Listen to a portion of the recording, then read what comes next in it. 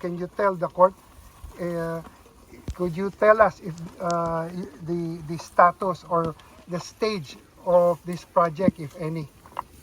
Based on visual, there's no scene accomplishment, Your Honor. Nandito tayo ngayon sa Purok 5, Barangay Bunsuran sa Pandi, Bulacan, kung saan nagsasagawa ng ocular inspection ang Sandigan Bayan 3rd Division. Ito ay para ma-determine kung talaga bang nag-e-exist o kung ano na yung progress ng sinasabing flood control project kung saan may kasong malversation laban kay dating Senador Bong Revilla Jr. at iba pang mga co-accused sa kaso. Itong ocular inspection ay pinangungunahan ni Associate Justice Carl Miranda na tumatayong chairperson ng 3rd Division at kasama rin niya sina Associate Justice Lord Villanueva at Associate Justice Ronald Moreno. Alamin natin mamaya kung ano yung mga nangyayari dahil medyo malayo tayo doon sa mga justices. Pero sa bahaging ito, makikita natin na may putol na. So zoom in natin, makikita nyo sa part na yan, putol na. So mamaya, aalamin natin sa OIC District Engineer ng 1st District ng Bulacan kung bakit putol yan at kung yan ba ay may kinalaman dun sa sinasabing ghost project. So, eto yung putol. Una na natin.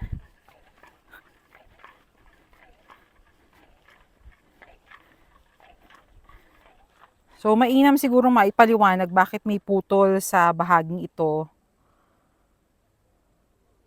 Samantalang patuloy naman yung istruktura sa kabilang bahagi.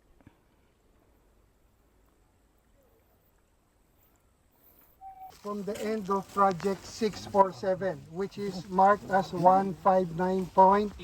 Did you, Council, did you see the marking? Yes. Oh, that is, according to him, the end of project 647. Then there's a gap between 647 and this project. So, ang gap is where we're standing on now and the end of 647. Now, OIC District Engineer, can you explain to the court where we are right now? The coordinates in my personal phone is 14.864872, 120.924514, Your Honor. This is what project? This is the start, or are we in the middle of what project? It is the start of the project 25CC0299, Your Honor. So, now, can you walk us through project 299? If you're saying this is the starting point, how long is this project supposed to be? How many meters? Based on the DED, it should be 128.4 linear meters, Your Honor. The same way that the DPWH representative walked us through the entire length of project 647, the court is now directing you to walk us through the entire length of project 299. Yes, Your Honor. Ano naman to?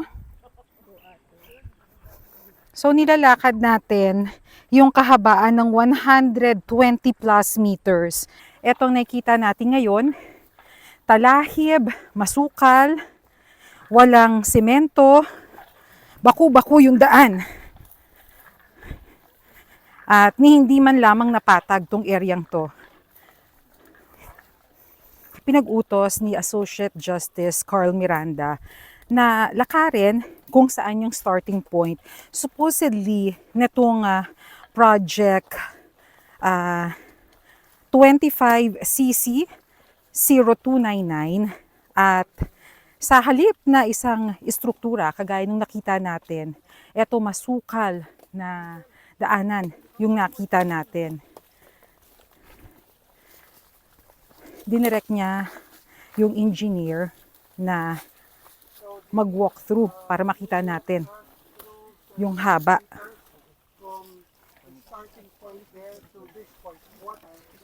Yan, ginamitan nila ng wheel meter. Excuse po. No, sorry, that's safe after 647 and here.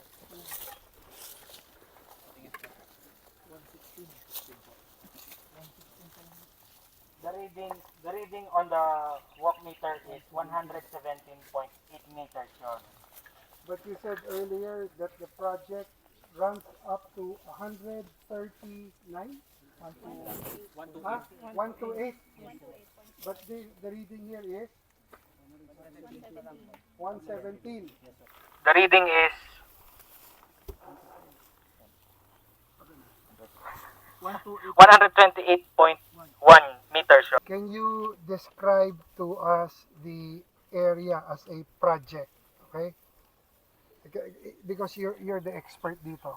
Okay? Yung do you know from the records what is your basis? DED plan. DED plan. Walang ano ba yan? As stake wala. Wala po, Your Honor. As built wala. Wala po. Okay, can you tell the court, could you tell us if the status or the stage of this project, if any? Based on visual, there's no scene accomplishment, Your Honor. None at all? Why do you say that? Because there's no structures seen, Your Honor.